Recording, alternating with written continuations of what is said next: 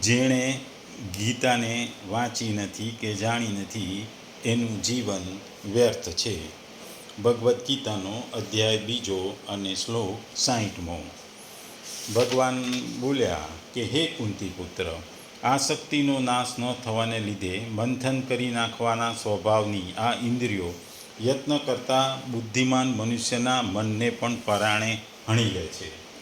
બીજા શબ્દોમાં કહીએ કે ભગવાન કૃષ્ણ બોલ્યા કે હે અર્જુન, ઇન્દ્રિયો એવી પ્રબળ તથા વેગવાન હોય છે કે તેમને વશમાં રાખવાનો પ્રયત્ન કરનાર વિવેકયુક્ત મનુષ્યના મનને પણ તે બળપૂર્વક હણી લે છે અથવા હરી લે છે. અહીં ભગવાન કહે છે કે સાધક સૌ પ્રથમ તેની ઇન્દ્રિયોને કાબૂમાં લેવી જોઈએ. ઇન્દ્રિયો તો ઘોડા જેવી હોય છે. જો તમે ઘોડાને સંપૂર્ણ કાબૂમાં રાખો તો તમારા ધ્યેય ઉપર સલામત રીતે પહોંચી શકો છો. તોફાની ઘોડા જેમ તમને અડધા રસ્તામાંથી ફેંકી દે છે, તેમ ઇન્દ્રિયો પણ તમને વિષયો તરફ ખેંચી જશે અને તમે તમારા આધ્યાત્મિક ધ્યેય સુધી પહોંચી શકશો નહીં. એટલે કે જ્યારે ઘોડા પર તમે બેસો, ઘોડો તેજવાન હોય, ઘોડો તોફાની થાય, તો તે તમે તમારા ઘોડા પર બેઠા હો ત્યારે ઘોડો તમને ઉછાળીને નીચે ફેંકી દે છે. એ જ રીતે જે ઇન્દ્રિયો છે, એ ઇન્દ્રિયો પર તમારો સંપૂર્ણ જો કાબુ ના આવે અથવા તમે ઇન્દ્રિયોને લીધે તમે આસક્તિનો નાશ ન થાય તો તમે અધોવચ્ચે અટવાઈ જાઓ, તમે તમારા આધ્યાત્મિક ધ્યેય સુધી ના પહોંચી શકો. એટલે આ શ્લોકમાં એવું કહે છે કે જ્યાં સુધી મનુષ્યમાંની વિષયોમાં આસક્તિ હોય છે ત્યાં સુધી એ આસક્તિને કારણે તે ઇન્દ્રિયો તેને બળપૂર્વક વિષયોમાં પ્રવૃત્ત કરે છે. તેથી તેના મન બુદ્ધિ પરમાત્માના સ્વરૂપમાં સ્થિર થઈ શકતા નથી અને ઇન્દ્રિયો આ પ્રમાણે બળપૂર્વક મનુષ્યના મનને હરી લે છે. તેથી આગળના શ્લોકમાં પણ ભગવાન કહે છે કે આ બધી જ ઇન્દ્રિયોને વશ કરી મનુષ્ય સમાહિત ચિત્ત અને મારા પરાયણ થઈને ધ્યાન સ્થિત થવું જોઈએ. અહીં ભગવાન જણાવે કે જ્યાં સુધી મનુષ્યની ઇન્દ્રિયો વશમાં થઈ જતી નથી, જ્યાં સુધી મનુષ્ય ઇન્દ્રિયોના વિષયોમાં આસક્ત બની રહે છે, ત્યાં સુધી ઇન્દ્રિયો મનુષ્યના મનને વારંવાર વિષય સુખનું પ્રલોભન આપી રહે છે અને તે સ્થિર થવા દેતી નથી. તેનું મંથન કર્યા કરે છે. જે પુરુષ શાસ્ત્રોના શ્રવણ મનનથી અને વિવેક વિચારથી વિષયોના દોષોને જાણી લે છે અને તેમનાથી ઇન્દ્રિયોને દૂર કરવાનો પણ પ્રયત્ન પણ કરતો રહે છે, છતાં જેની વિષયાક શક્તિનો નાશ થઈ શકતો નથી, જેની ઇન્દ્રિયો વશમાં નથી, એવી બુદ્ધિમાન પ્રત્યેક સાધકનું વાચક અહીં અતત અને વિપક્ષિત એમ બંને વિશેષણો સાથે પુરુષય પદ છે. એમની સાથે અપિપદનો પ્રયોગ કરી અહીં જણાવાયું છે કે જ્યારે આ પ્રથમશીલ ઇન્દ્રિયો વિષયાશક્તિને કારણે આવા બુદ્ધિમાન વિવેકી પ્રયત્નશીલ મનુષ્યના મનને પણ બળપૂર્વક વિષયોમાં પ્રવૃત્ત કરે છે, તો પછી સામાન્ય સાધારણ માણસનું શું? તેથી સ્થિત પ્રજ્ઞ અવસ્થા પ્રાપ્ત કરવાની ઈચ્છાવાળા મનુષ્યએ આ શક્તિનો સર્વત્ર ત્યાગ કરીને ઇન્દ્રિયોને પોતાના વશમાં કરવાનો પ્રયત્ન કરવો જોઈએ. એટલે ભગવાન કહે છે કે વિષયો કે જ્યાં સુધી બુદ્ધિ સર્વથા પરમાત્મા તત્વમાં પ્રતિષ્ઠિત અથવા સ્થિત નથી થતી, બુદ્ધિ સંસારમાં જરા પણ સત્તા રહે, વિષયેન્દ્રિય સંબંધથી સુખ થાય છે, ભોગવેલા ભોગોના સંસ્કારો છે, ત્યાં સુધી સાધારણ પારાયણ બુદ્ધિમાન વિવેકી પુરુષની પણ ઇન્દ્રિયો સર્વથા વશમાં નથી રહેતી. ઇન્દ્રિયોના વિષયો સામે આવતા ભોગવેલા ભોગોના સંસ્કારોને કારણે ઇન્દ્રિયો મન બુદ્ધિને પરાણે વિષયો તરફ ખેંચીને લઈ જાય છે. આપણે ઘણા બધા ઉદાહરણો પહેલાં છે જ અને ઇતિહાસમાં પણ છે કે અનેક વિદ્વાનો, ઋષિઓ, મહાત્માઓ, તત્વજ્ઞાનીઓ ઇન્દ્રિયોને જીતવાનો પ્રયત્ન કરતા હોય છે અને તેઓ પ્રયાસો કરવા છતાં તેઓ સર્વોચ્ચ પુરુષના મનના આવેગને કારણે કેટલી વખત ભૌતિક વિષયનો સુખનો ભોગ બનીને પતન પામે છે. તેમણે ખૂબ જ પ્રયત્નો કર્યા છે, ધ્યાન ધર્યું હોય છે, બધું જ કર્યું હોય છે, સમાજનો ત્યાગ કર્યો છે. આવા તત્વજ્ઞાનીઓ, ઋષિઓ અને એવા કેટલાય લોકો છે, પણ કેટલીક વખત એમના મનમાં જે ભૌતિક સુખ માટેની જે લાલસા કે જિજ્ઞાસા કે જે જાગે છે, એટલે એમણે કરેલી જે તમામ તપસ્યા એ નકામી બની જાય છે. આપણે જોઈએ છીએ કે વિશ્વામિત્રી એક મહાન ઋષિ હતા, પૂર્ણ યોગી હતા, કઠોર તપસ્યા કરતા હતા અને આવા અને યોગાભ્યાસમાં રત રહેતા હતા, પણ છતાં મેનકા દ્વારા વિષય ભોગના અવળા માર્ગે દોરવાયા હતા. અલબત્ત ઇતિહાસમાં તો આવા અનેક ઉદાહરણો છે. તેથી સંપૂર્ણ રીતે કૃષ્ણ ભાવના પરાયણ થયા વિના મન તથા ઇન્દ્રિયોને વશમાં રાખવી તે અત્યંત કપરું કાર્ય છે. મનથી કૃષ્ણપરાયણ થયા વિના મનુષ્ય આવા દુનિયાવી કાર્યોમાં નિવૃત્ત થઈ શકતો નથી. એટલે એક મહાન સંત તથા ભક્ત યામુનાચાર્ય દ્વારા એક પ્રત્યક્ષ ઉદાહરણ આપવામાં આવ્યું હતું કે એ કહે છે કે જ્યારથી મારું મન ભગવાનના શ્રી કૃષ્ણ ચરણોમાં પરોવાઈ ગયું છે અને જ્યારથી હું નિત્ય નવીન અલૌકિક રસનું આસ્વાદન કરી રહ્યો છું, ત્યારથી સ્ત્રી સાથેના વિષય સુખના વિચાર તરફથી તરત જ મારું મુખ ફરી જાય છે અને હું એ વિચારોને તિરસ્કાર કરું છું, ધૂતકારું છું. એમ કૃષ્ણ ભાવના મૃત એક અલૌકિક સુંદર વસ્તુ છે. તેના પ્રભાવથી દુનિયાની સુખ ભોગોનો આપોઆપ નિરસ થઈ જાય છે અને મગજ આપણે એ આસક્તિઓ એટલે બધી ભૌતિક આસક્તિઓનો ત્યાગ કરવો પડે છે. આ ઉપરાંત ભગવાન આપણે બીજું એક ઉદાહરણ જોઈએ કે પહેલાંના જમાનામાં એક ભાગવતમાં એક કથા વર્ણિત છે. એક સમયમાં એક તપસ્વી મુનિ હતા, સૌભરીના નામે જાણીતા હતા. એમનો ઉલ્લેખ ઋગ્વેદમાં પણ છે. એ સૌભરી સૂત્રના નામનો એમનો મંત્ર હતો અને એમના નામના કેટલાક ગ્રંથો હતા. એક સાધારણ તપસ્વી નહોતા, એ એટલું બધું નિયંત્રણ કરતા હતા અને તેઓ પોતે જાતે યમુનામાં ડૂબાડીને પણ ધ્યાન કરતા હતા. એક દિવસે એમનાથી માછલીઓને સમાગમ કરતા જોઈ ગયા. આ દ્રશ્ય તેમના મન અને ઇન્દ્રિયોને હરી લીધા. એમને સંભોગ કરવાની ઈચ્છા થઈ. તેથી તેમણે તેમની આધ્યાત્મિક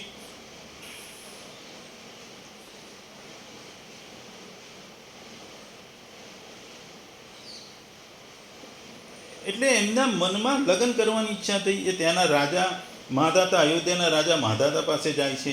એમને 50 પુત્રીઓ હતી. એટલે એમણે કીધું કે મને તમારી એક પુત્રીને મારી જોડે લગ્ન કરાવો.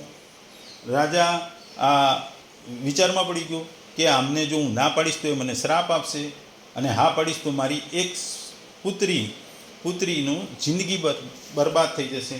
એટલે એમણે શરત મૂકી કે તમે કાલે આવજો, મારી 50 પુત્રીઓમાંથી જે તમને પસંદ કરે એના તમે વર. એટલે આ તો મહાન ઋષિ હતા. એટલે એમણે શું કર્યું, તપસ્યા કરી પોતાને યંગ બનાવી દીધા અને એવા મનોહર બનાવી દીધા કે બીજે દિવસે 50 બહેનો હોય એમને હા પાડી અને એમના રાજાએ પોતાની આજ્ઞા પ્રમાણે એમને લગ્ન કર્યા. એટલે હવે રાજાને 50 બહેનોની વચ્ચે ઉત્પન્ન થતા કલેશ અંગે ચિંતા થવા લાગી, કારણ કે એક જ પતિ સાથે જીવન વ્યતીત કરવાનું હતું. જોકે સૌભરીએ પુનઃ પોતાની યૌગિક સિદ્ધિઓથી ઉપયોગ કર્યો.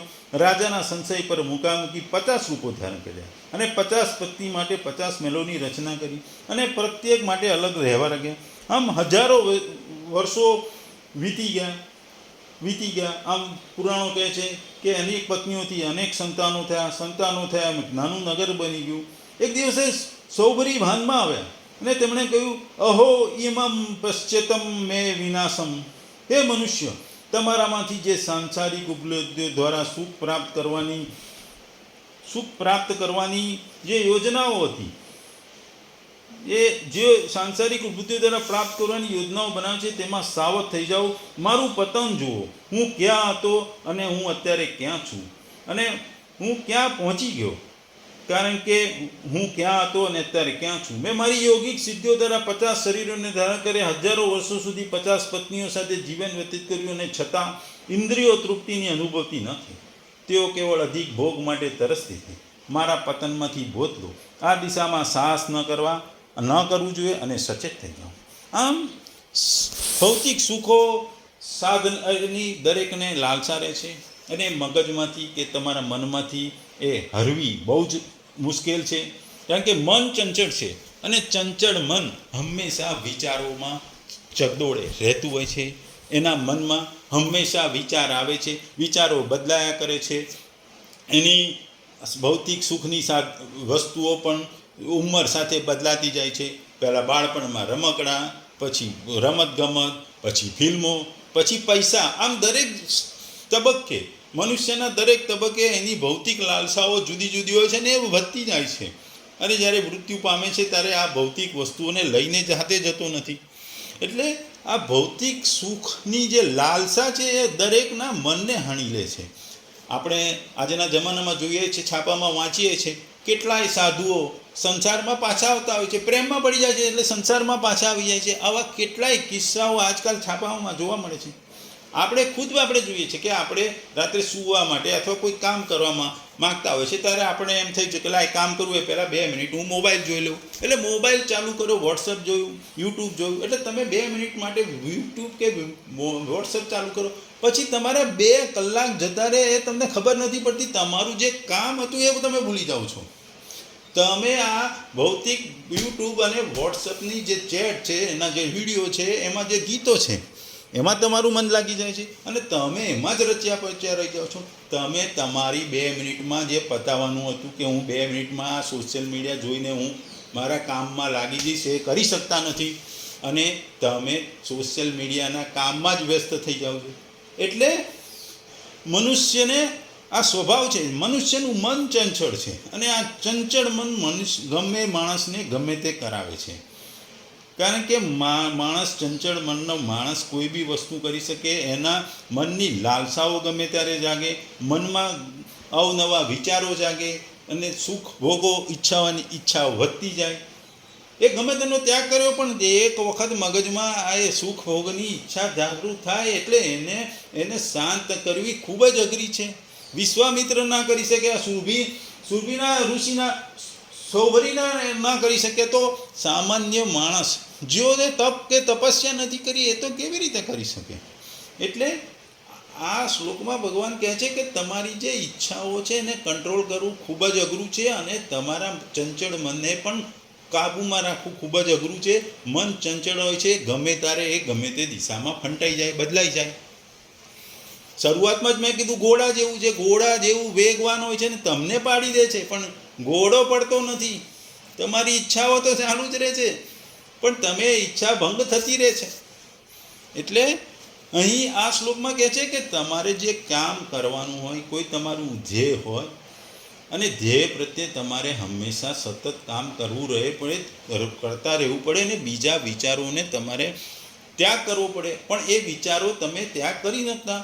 વિદ્યાર્થી જ્યારે એક્ઝામ આવે ત્યારે એને વાંચવાનું હોય અને એને મેં ધ્યેય હોય કે હું સારા માર્ક પ્રાપ્ત કરીશ, પણ જ્યારે વાંચવા બેસે છે ત્યારે આજુબાજુના બાળકો જો રમતા હોય કે નીચે ઘરમાં ટીવી ચાલતું હોય, તો એની ઈચ્છા લઈને કે 5 મિનિટ ટીવી જોઈ લઉં, લઈ 5 મિનિટ આ છોકરાઓ બહાર રમે છે એની જોડે રમ્યા. એટલે એની ઈચ્છાઓને એ કંટ્રોલમાં કરી શકતો નથી ને એ રમવા જતો રહે, ટીવી જોવા બેસી જાય. અગર મોબાઈલ આવે તો મોબાઈલમાં ગેમ રમવા બાંધે. એટલે આ લાલસાઓ જો વિશ્વામિત્રીને પણ રોકી ના શકતા હોય તો સામાન્ય માણસનું શું? એટલે જ ભગવાન કહે છે કે ઇન્દ્રિયો એટલી બધી પ્રબળ છે, એટલી બધી વેગવાન છે, એટલી બધી છે કે એને વશમાં રાખવું જે વિવેકયુક્ત જે ઋષિમુનિઓ છે કે વિશ્વામિત્ર જેવા ના રાખી શક્યા, તો સામાન્ય માણસનું શું? એટલે આ ઇન્દ્રિયોને કાબૂમાં રાખવી ખૂબ જ અઘરી છે. ઇન્દ્રિયો અને મન બંને વશમાં કરવા એ સામાન્ય માણસની ગજા બહારની વસ્તુ છે. એટલે ભગવાન અહીં કહે છે કે મનુષ્ય કે રસબુદ્ધિ રહેવાથી યત્ન કરનાર વિદ્વાન મનુષ્યની પણ ઇન્દ્રિયો તેના મનને હરી લે છે, તેથી તે બુદ્ધિ પરમાત્મામાં પ્રતિષ્ઠિત થતી નથી. આથી આ રસબુદ્ધિને દૂર કરવી પડે. હવે એ દૂર કરવા માટે આગળના શ્લોકમાં ભગવાન જણાવે છે, પણ ઇન્દ્રિયોના સંયમની આવશ્યકતાનું પ્રતિપાદન કરે છે. અહીં કહે છે કે ઇન્દ્રિયોના સંયમનું આવશ્યકતાનું પ્રતિપાદન કરવું જ પડે, તો જ ભગવાનને સાધકના કર્તવ્યો જણાવવા અને ભગવાનમાં સાધના થાય. ઇન્દ્રિયોના સંયમ એ જીવનની ખૂબ જ મહત્ત્વની વસ્તુ છે, અને જો આ સંયમ તમે ન પાડી શકો તો તમારા ધ્યેય કે તમારી ભગવાન પ્રત્યેની આસ્થા, ભગવાનની ભક્તિમાં તમે મન લગાવી ના શકો. ભગવાનની ભક્તિ માત્ર દેખાવાળા ખાતર થાય. આજે તમે મંદિરે જાઓ તેમ થાય કે હું હવે રોજ મંદિરે આવીશ, ભગવાનનું નામ લઈશ, હું 10 મિનિટ અહીં બેસીશ, પણ આજે તમારો મિત્ર કે ચલને પિક્ચર જોવા છું તો તમે મંદિર જવાનું ભૂલી જાઓ, ભગવાનનું નામ દેવાનું ભૂલી જાઓ.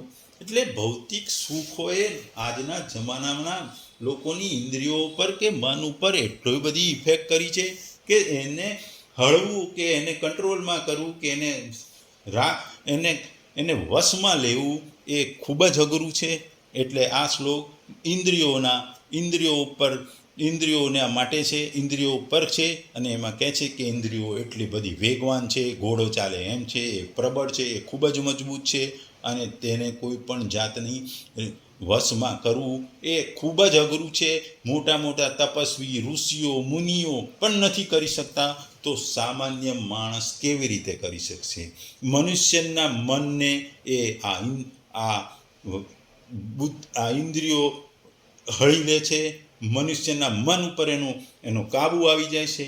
મનુષ્યનું મન ઇન્દ્રિયોના તાબા હેઠળ આવી જાય છે અને મનુષ્ય ઇન્દ્રિયોને તાબે થઈ ન કરવાનું કરે છે અને એ તેના ધ્યેયથી દૂર ભાગે છે, ધ્યેયને ભૂલી જાય છે, ધ્યેય પામી શકતો નથી. એ જ રીતે જો તમે ભગવાનમાં ભક્તિમાં કે ભગવાનમાં તમે ધ્યાન ના આપી શકતા હો, ભગવાનનું નામ ના દઈ શકતો હો, ભગવાન પરાયણ ના થઈ શકતો, કૃષ્ણમાં ભગવાનમાં તમે ભક્તિ ના કરી શકતા હો અને ભક્તિ પણ તમે જો નિષ્ઠાપૂર્વક ન કરી શકો, એનું મુખ્ય કારણ છે કે આ ઇન્દ્રિયો ઉપર આપણો કંટ્રોલ નથી, ઇન્દ્રિયોને વશમાં નથી કરી શકતા.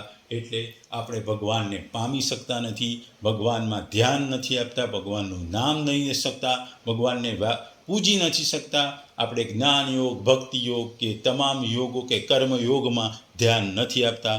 એટલે ઇન્દ્રિયો એ ખૂબ જ મજબૂત છે, એના વેગને ખાળવો ખૂબ જ અઘરો છે, એવું અહીં ભગવાન કહે છે.